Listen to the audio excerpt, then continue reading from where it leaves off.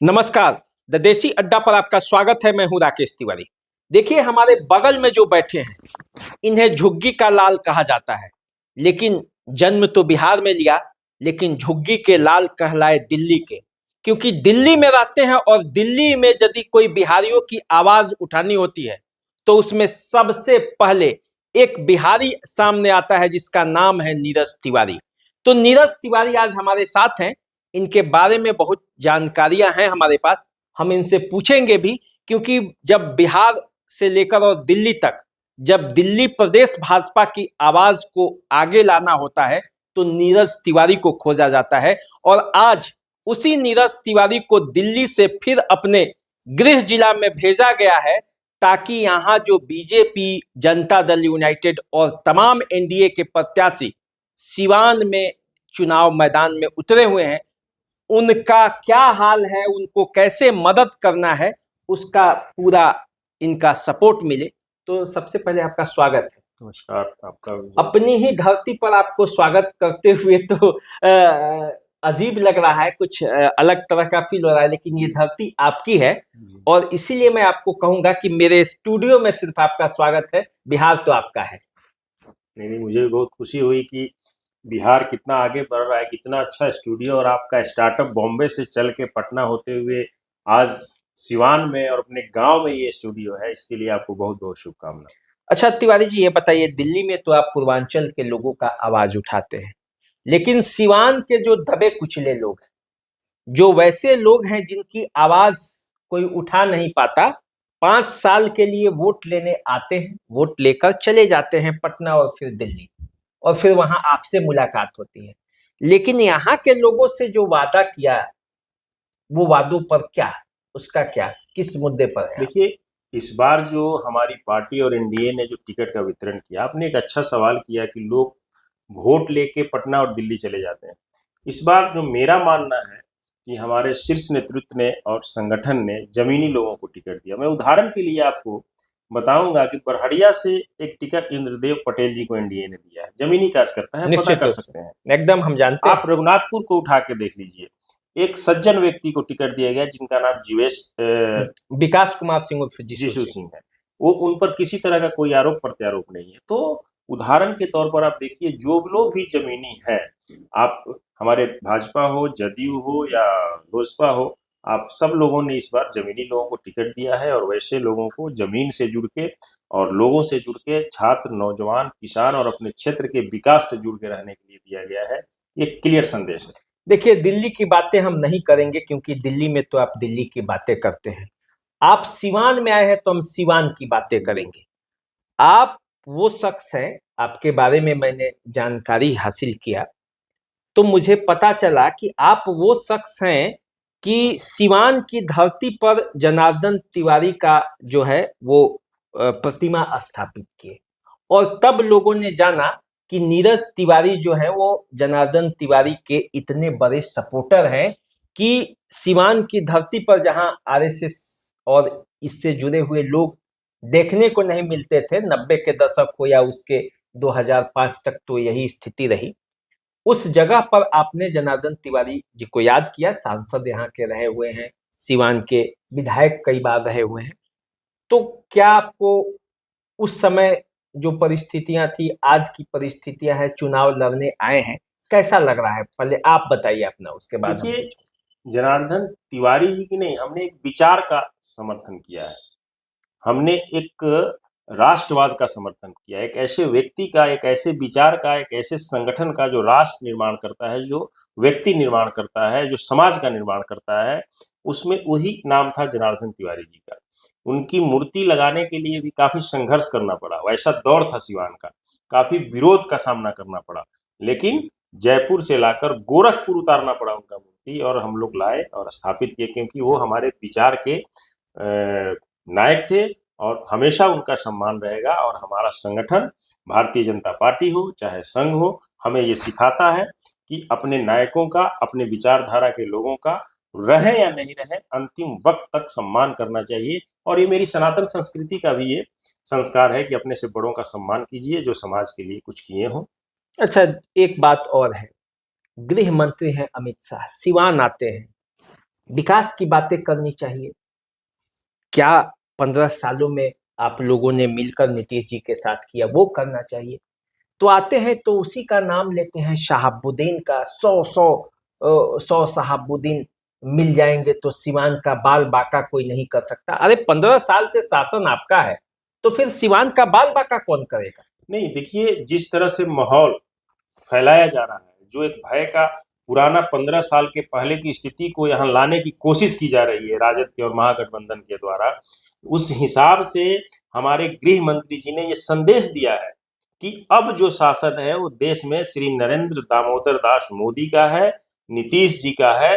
100 शहाबुद्दीन भी आएंगे तो अब किसी को डरने की जरूरत, क्योंकि माहौल जो है ना, इन लोगों ने 15 साल पहले वो माहौल था, आप सिवान जाइए, किसी को चिमनी में डाल दिया जाता था, किसी को तेजाब से नहला दिया जाता था, किसी को सरेआम गोली मार दिया जाता था, किसी के बहू बेटी को उठा लिया जाता था, स्टेशन से किसी का मोटरी छीन लिया जाता था, गेटरी छीन लिया जाता था। ये सच्चाई है सिवान का, और उस इतिहास को दोहराया नहीं जा सके, इसलिए देश के यशस्वी गृह मंत्री ने यहाँ के छात्र, नौजवान, किसान और मजदूर, गरीब, सबको ये अमीरों को सबको संदेश दिए कि आपको घबराने की जरूरत नहीं है, क्योंकि एक ऐसे व्यक्ति को टिकट राजद ने दिया है जो आज विकास की बात करते हैं, नौकरी की बात करते हैं, लेकिन उस इतिहास में नहीं जाना चाहिए।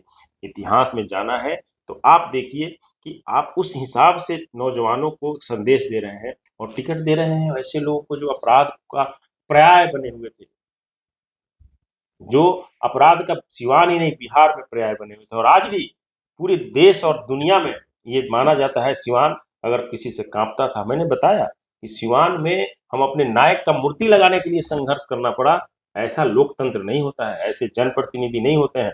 मैं आपको उदाहरण बताता हूँ, हमारे एनडीए के जनप्रतिनिधि के पास जाइए, हमारे विपक्षी भी होते हैं जो हम वोट नहीं देते हैं, हम उनका भी स्वागत करते हैं, उनका भी सम्मान करते हैं और उनका भी काम करते हैं। एक सवाल का जवाब दीजिए, आप सिवान के ही रहने वाले हैं जी, इतना बोले आप पर कोई दबाव तो किसी का नहीं पड़ा, न आप जाएंगे तो आपके साथ कोई दुर्भावना होगी।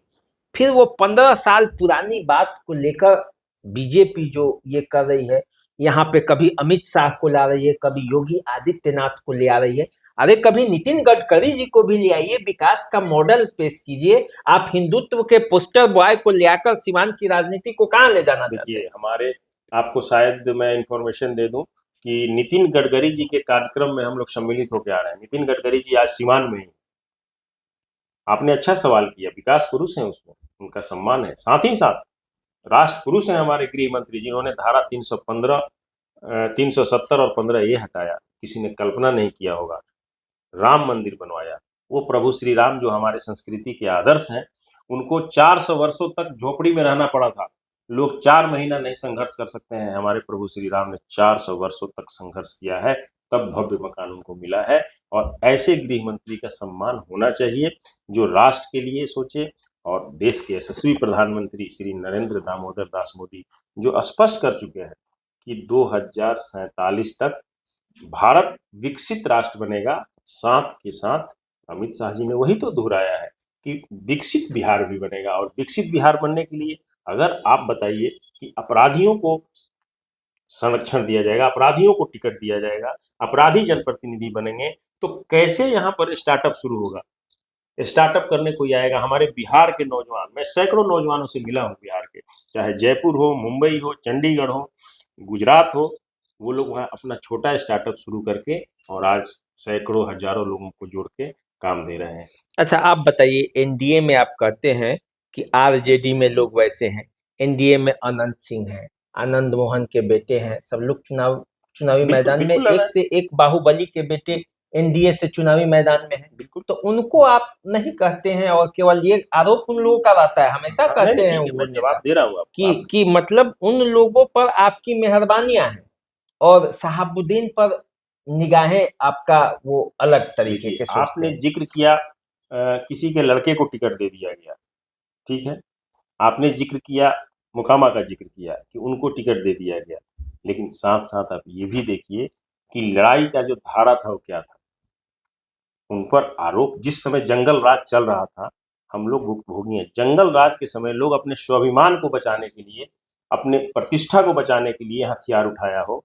कोई अपने स्वाभिमान, अपने परिवार अपने समाज की रक्षा के लिए हथियार उठाना और लूट खसोट और अपहरण के लिए हथियार उठाना, बलात्कार के लिए हथियार उठाना, दोनों में बहुत फर्क है। आप जानते हैं ना कि सिवान में मोहम्मद शहाबुद्दीन को एक वर्ग ऐसा है, एक समुदाय, वर्ग मतलब जाति हम और धर्म से नहीं जोड़ रहे, शहाबुद्दीन समर्थक एक ऐसा वर्ग है जो जानता है और जो कहता है, दावा करता है कि वो तो बिहार सिवान के विकास पुरुष थे, उनके जैसा विकास सिवान का किसी ने नहीं किया। फिर आप लोग आते हैं, आकर दिल्ली से, बॉम्बे से, कोई पटना से आकर सिवान उतर जाता है और बोलने लगता है बाहुबली, तो बोलने लगता है कि बड़ा क्रिमिनल, तो आतंकवादी, तो पाकिस्तानी, तो क्या क्या ना बोलता है। देखिए, एक बात, दो पहली बात तो हम लोग न दिल्ली से न पटना से, हम लोगों का गांव घर इस मिट्टी में जन्मे पले और इस मिट्टी में हमेशा आदमी आता है, आप जुड़ा हुआ है। दूसरी बात, आपने एक सवाल अच्छा किया, बहुत अच्छा सवाल किया कि लोग आके बोलते हैं। देखिए, अंतर होता है, बाहुबली और अपराधी में अंतर होता है। आप एक उदाहरण बता दीजिए जिसको आप बाहुबली कह रहे हो, किसी ने तेजाब से नहलाया हो, आप एक उदाहरण बता दीजिए कि किसी को चिमनी में डाल दिया गया हो। ये बाहुबलिता नहीं है, ये कायरता है। और उन निरीह लोगों को जिनके पास कुछ नहीं है लड़ने के लिए, जो लड़ने वाला है तो लड़ ही लिया, आप निरीह को अगर, ये तो मानवता का हनन है कि तेजाब मैंने सुन के शॉक्ट हो जाएगा। देश और दुनिया सोशल मीडिया का युग है। नहीं, अब देखिए, आपके यहाँ मंगल पांडे जी आए हैं सिवान से चुनाव लड़ने, बड़े नेता है, इसमें कोई दो राय नहीं। अब उनको हम राज्य के ऊपर से भी मानते हैं, क्योंकि राज्य का जब कोई मामला फंसता है ऊपर, तो अब ये उसमें भाग लेते हैं और इधर उधर का सब मैनेज करते हैं। तो मंगल पांडे जी आए हैं, तो आपको क्या लगता है सिवान में क्या माहौल है उनको लेकर? देखिए, मंगल पांडे जी हमारे पार्टी के बड़े नेता हैं, बड़े भाई भी हैं हमारे पार्टी के कार्यकर्ताओं के लिए। सिवान के लिए उन्होंने जो किया है, वो अपना उस चीज को मांगने आए, पार्टी ने उनको चुनाव लड़ने का निर्णय लिया। और देखिएगा, मंगल पांडे जी का कभी भी सिवान के विकास के लिए हमेशा सोचे, चाहे अस्पताल हो, रोड हो, चाहे कोई भी व्यक्ति हो, तो मंगल पांडे जी चुनाव भारी बहुमत से जीत के जाएंगे, इसमें कोई दो मत नहीं है। और मंगल पांडे जी की जरूरत है भारतीय जनता पार्टी हमारे प्रदेश नेतृत्व के नेता है वो, और यहाँ से जमीन से जुड़े रहते हैं मंगल पांडे जी, यहाँ के कार्यकर्ताओं से जुड़े रहते हैं, तब तो पार्टी इनको उम्मीदवार बनाई है और चुनाव जीतेंगे वो। मतलब दो मुद्दा है, जी। एक तो विकास का मुद्दा है और दूसरा जो आप लोग उठा रहे हैं सिवान में, हम सिवान की ही बात कर रहे हैं, जी। उसमें एक बाहुबल, अपराधी, पुराना हिस्ट्री, वो मुद्दा है। आप किस मुद्दे पर मतलब ज्यादा फोकस कर रहे हैं? आपकी रणनीति में मतलब क्या है? मेरी रणनीति में सिर्फ विकास है और विकसित बिहार है। छात्र, नौजवान, किसान, जिसका विकास हो और आने वाले समय में हर कोई यहाँ अपना स्टार्टअप शुरू करे, भय मुक्त हो कि अगर हम 12 बजे रात में भी सिवान में जा रहे हैं या बिहार में जा रहे हैं, हमने छोटा स्टार्टअप भी शुरू किया, कृषि का हो या चाहे स्टूडियो का, इंजीनियरिंग का हो, तो हमें कोई परेशान नहीं करे, कोई उठा के किसी के यहाँ ले जाकर बांध नहीं दे कि भाई ये किए तो हमसे पूछे क्यों नहीं। अरे भाई, हम सरकार से पूछ के कर सकते हैं। इस चीज को खत्म करके विकसित बिहार बनाने की सपना हम लोगों का है और उसमें हम लोग सफल होंगे अगर अच्छा, हमारी एक बात सरकार। और है, हम जितने बीजेपी के नेताओं से बात करते हैं, ओसामा को लेकर वो ज्यादा घबराए रहते हैं।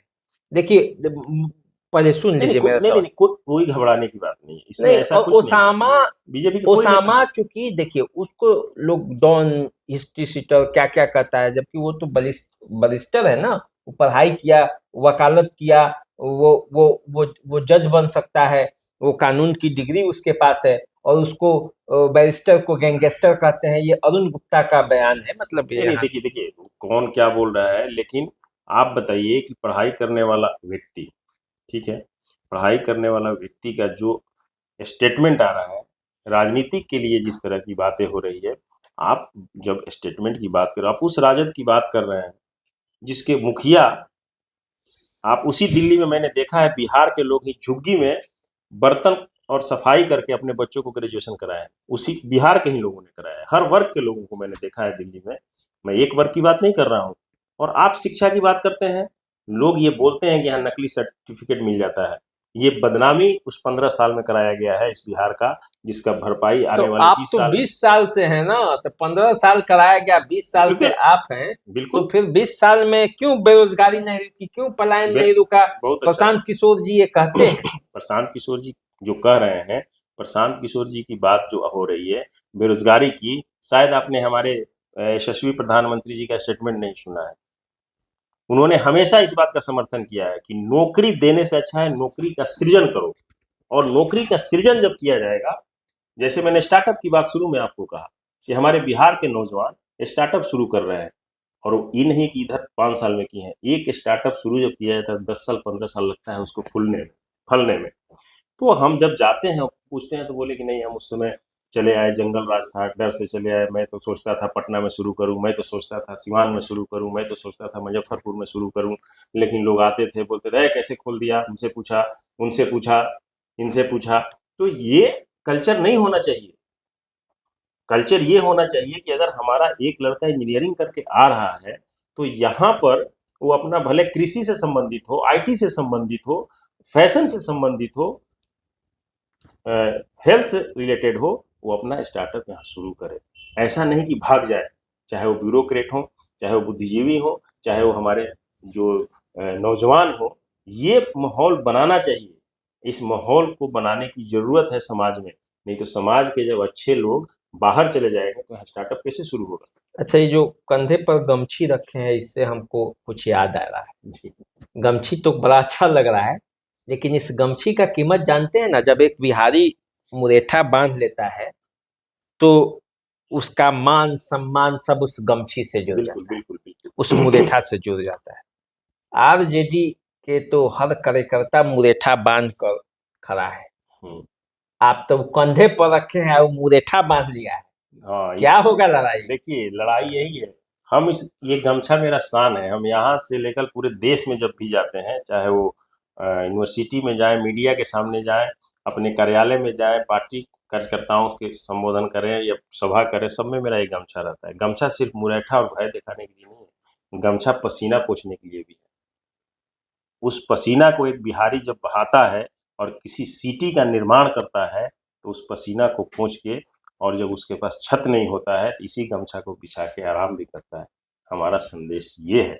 हमारा संदेश ये नहीं है कि मुरैठा बांध लो और डरा दो।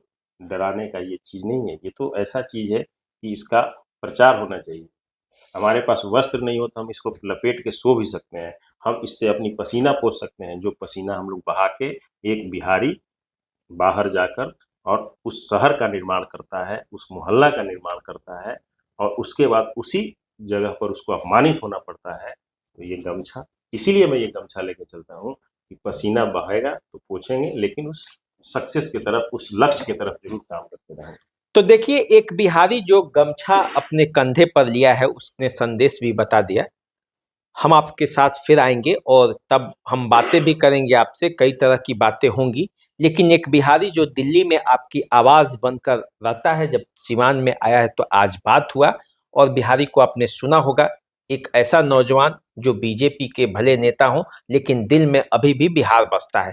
तो चलिए, आप हमारे साथ बने रहिए, क्योंकि ऐसे शख्सियत से भी हम आपकी मुलाकात कराते रहेंगे। अभी दीजिए इजाजत, नमस्कार।